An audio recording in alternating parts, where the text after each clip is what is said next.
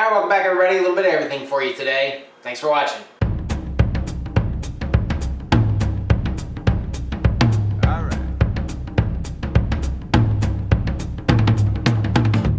So unfortunately, I do have fluid at the bottom of my brake caliper. I don't know how well you can see the sheen. It's not a lot, but it's definitely not coming from the brass. So unfortunately, I'm going to have to split the caliper and check out that seal in there. I think that's the only place really where it's going to be, unless I have a caliper, or excuse me, a piston leaking. But I'll have to get that off and drain the fluid and have fun with that. I also am going to try to play with the mixture again a little bit. So I've reset the jets to where the jet itself is level with the bridge, and then I painted the adjusting nuts here with some black paint so that I can easily count the number of turns and all that stuff. Here is the choke cable. Now I was having problems with the choke not rebounding, so when I would press the choke, the jets would come down and then stick a little bit. So I'm not sure if that's the choke cable. To explain it to you, the choke cable was tied up way back here on the engine lift eye just to kind of get it out of the way, and I couldn't pull the thing at all. Now with it just laying there, if I grab the choke cable from inside the car, I mean, that's no problem pulling that. And I really like this one. It's got grooves in it, so you could hear the clicks when it comes out. I'll do that again for you. You can hear the clicks when it comes out, so it locks. A lot of them are friction. Well, this one's got actually little detents in the bar here, and I like that. So then you unlock it and push it in. But right now the cable is too long, so to get that, you know, secured, that was the best place to do it. Otherwise, I mean, how am I going to do that? And it also runs, you know, right over top of the battery. So there's that. So I'm going to cut the cable back. I've got a little mark right here. I do have another one, so if I mess this up, it's not the end of the world, but like I said, I really like this cable. And I can't remember if I got this from Roadster Factory or if I got it from Spit Bits. I think Spit Bits. So we're going to try to cut that back and then put it in there like so, give or take. But then you can see how, you know, it's right over top of that battery cable. So I'm either going to have to eventually get to the point where I put a rubber boot over top of the positive lead there or something, just to prevent some incidental contact, because it's definitely going to cause current to flow, which would be bad. That would be horrible. A little fire. So all sorts of things going. Obviously, you're taking this brake caliper out. I'm going to drain that, so I'll take care of that. But I think first I'm going to grab a bite to eat, because I've been here for a little while, and then I'm going to tackle the various things. Got the brake caliper off. Kind of proud of this, actually. So what I've done, I took the rubber boots off the caliper, and I've got 2 brake pads in there. And then, if you remember my last video, I had the one brake pad come apart. So I have just the metal piece in there, and I've compressed the pistons with air to get them to squeeze those together. So now there's something for the pistons to jam up against. And now I've got just an air hose connected to a gun from my compressor, and it's only set at about 20 pounds. So what I'm going to do is I'm going to clean this up with some brake clean, get it as unbrake fluidy as I can, and then get some soapy water, spray it on here, and see if I can generate some bubbles, and try to find where the leak is coming from. So if it's coming from in between where the brakes are, then I know it's that seal. If not, I have a feeling that it might be coming around the pistons, because when I took it apart, the anti-squeal shims here were wet. And again, I'm not sure. I can't remember where the seal is, if it's up at the top or down at the bottom. But I wouldn't expect the brake fluid to travel up, but because I don't remember where the seal is, I'm pretty sure it's in here, which would be the top. And then I know even with that, I'm not sure that it would go in between and get the backs of the brake pads wet. That seems kind of odd. So anyway, I am going to go ahead and try this and see if it works, and I'll be kind of proud of myself, actually, if it does. That didn't really work. I'm not seeing any bubbles at all. I'm going to pull the pistons out, inspect those seals in there, and go from there. Got the pistons out. The pistons look to be in pretty good shape. The seals look like they're in okay shape. It's kind of hard to see in here, but there's a little bit of a relief or a groove in here that goes all the way around, and that's where these O-rings fit in. So I don't really want to split the caliper again, so I'm going to put it back together, put the pistons back in, mount the caliper back on the car, and let it sit and see if it leaks. All right, got the caliper back together, pistons are in, brake pads are on, the little squeal shims are in there, so I'll get it back on, get it mounted on the car, and just let gravity do its work here and see if I get another leak. Pistons went in pretty good, so if it still leaks, I'm gonna go with the fact that it's going to be that rubber seal in there. I don't know if I showed you these. These are the little rubber seals. I bought extras, of course. This is one of those parts that is, you know, $1, but it costs you $5 to ship it, so you might as well order extras. So I have the 2 other brake calipers from the black car. The pistons right now are seized in there. I've let them soak now for a couple days. We'll see if I can get those things apart.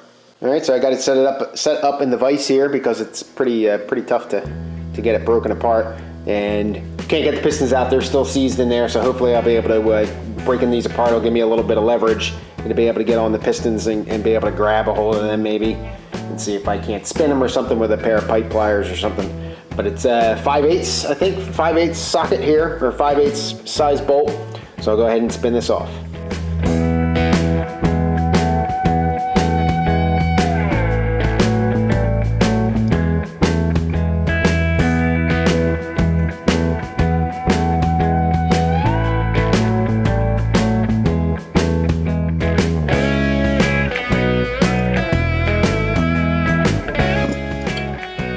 Just regular old bolt. Probably pretty high strength is my guess. Alright, you see that comes right apart. So, show you the O-ring here. Alright, right there's the O-ring. On the larger side, for lack of a better way to put it, you can see these the 2 halves. These landing sides are not the same size. So there's the O-ring right there. This one actually looks in pretty good shape. A little bit of gunk built up in there. Let's take a look.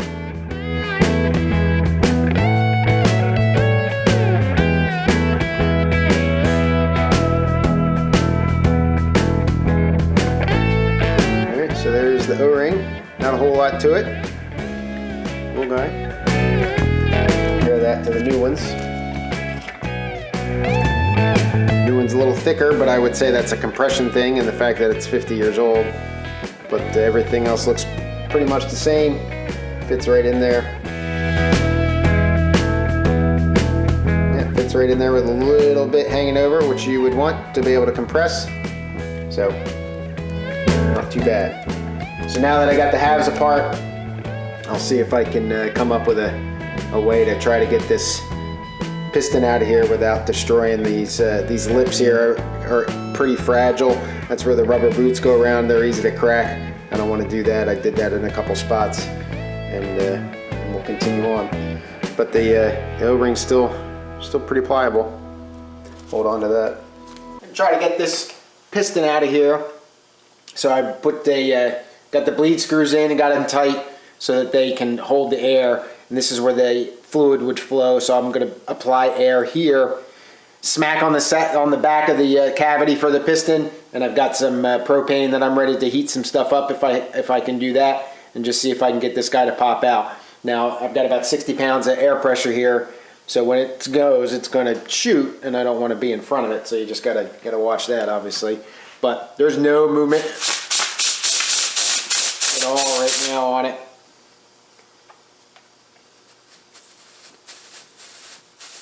Maybe a little bit. So I'm just going to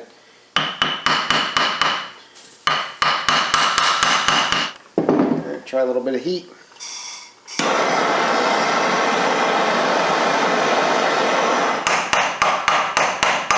All right, it's starting to break free a little bit. I was definitely able to push it in there. Take a pair of pipe pliers, see if I can just spin it or anything. Again, you want to be really careful about this lip that's on the caliper itself, because that holds the rubber. You don't want to break them if you can help it.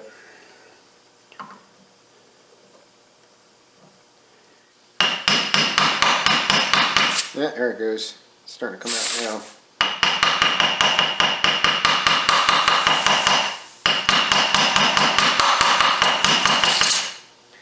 there.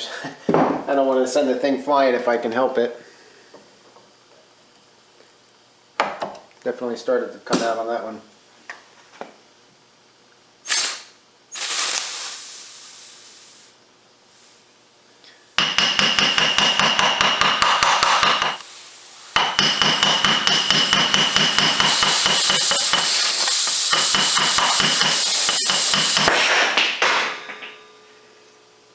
Well, there it went. Tell you what, good thing it just missed that car, because that would have been a huge dent. Huge dent. Not smart, Fisher.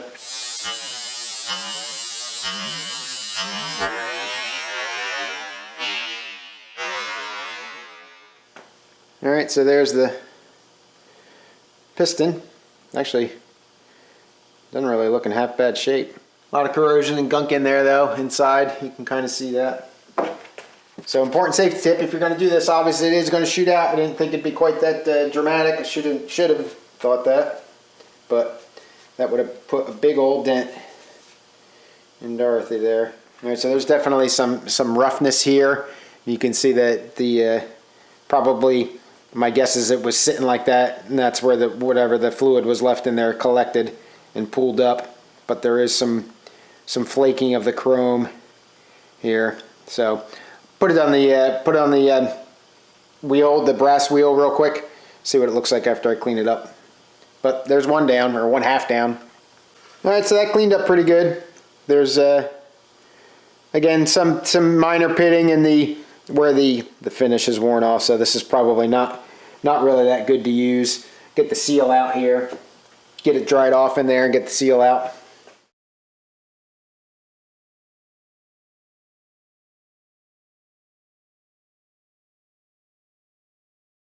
The seals are definitely shot. You can just feel that it's not very resilient anymore. You can see that it's all flaking away, but that's not to be unexpected. You can see if you can see that dark spot at the bottom, so that's for when there was fluid in there however many years ago. That's how it rested and corroded, which matched up with the slight discoloration, so that piston was in there like that. Otherwise, that chamber doesn't look too bad in there. There might be some areas of concern. That one's down, so now I'll go ahead and get the bleed screws out of this one and move on to another one. All right, so now I can start to see the air come around the piston, so I know I'm getting close. It's starting to spray fluid and stuff around it.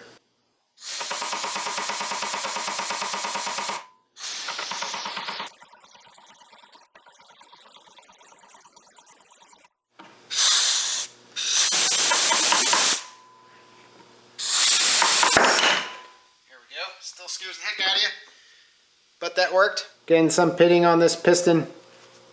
Clean it up, see what it looks like. Yeah, this one's got pretty good pitting on it right there. So definitely not going to reuse these. It's a shame though, because otherwise they seem pretty good. All right, next up is the other caliper. I'm just going to continue on and do the same methods and everything, and hopefully I'll get them all out here. Yeah, unfortunately I sheared the bleed screw in this one. I used heat and penetrating oil and didn't matter. So right where the nipple is where it's sheared. So that's unfortunate because I can't got to get that out somehow. But I did get the piston out of this one. So I got this guy over here. The piston started coming out and then kind of stopped. So I got more penetrating oil in there. That guy over there, same thing. So I used a large diameter bolt there to kind of seal that up, and that's working. But I'll probably, hopefully, can use an easy out, and it's kind of pre-drilled, which is convenient. But I'm going to let that soak and do more heat and not waste time and try to damage that and getting it out. I don't even know if I have any easy outs. I got to look, but I'm not going to play with that. Let that sit for a couple days or so to get that penetrating oil in there. All right, so I got the brakes hooked up here, and I have no pressure at the pedal.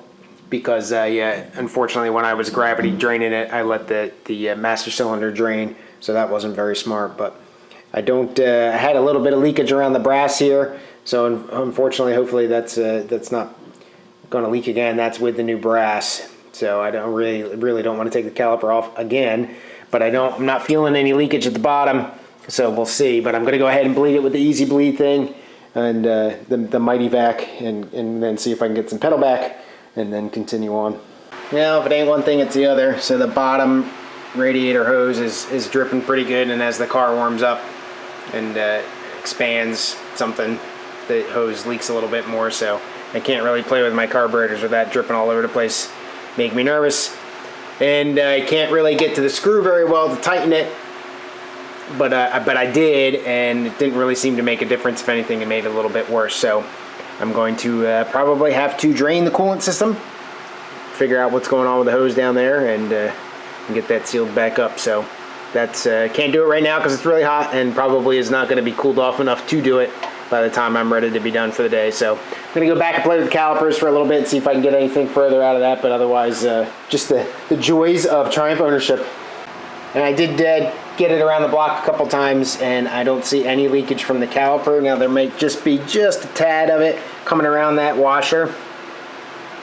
Yeah, there's some of it coming around that washer, but not too much. I'm going to leave it for now, and I'm going to put a rag around that washer to absorb and see, come back when I come back for the middle of the week visit and check down here underneath, and that way hopefully I'll know that if it's no leakage or no wetness down there, I'll dry it off real good, no leakage down there, then I know that it's been the copper washer and that's the only leak, because it did leak for me with just sitting here on gravity. So hopefully we've gotten that taken care of. Well, I was able to get the radiator drained and the hose taken off, cleaned up the inside of it, cleaned up the connection down there on the radiator, and I actually flipped it around. I don't think it's really sided per se, so we'll see if that does any better. No drips yet, but I haven't started her up, and I don't intend to. So I think that's going to be it. All right, everybody, that's all I got. Thanks for watching. Leave a comment below. Tell me what you think. Well, brakes seem to be okay. Radiator leak may be fixed. Carbs, still got to tune them up, but they get her down the road. So finishing touches. If all goes according to plan, sometime next week, I might actually get a license plate for Dorothy here. Thanks for watching. Please comment, like, and subscribe. See you next time. Cheers.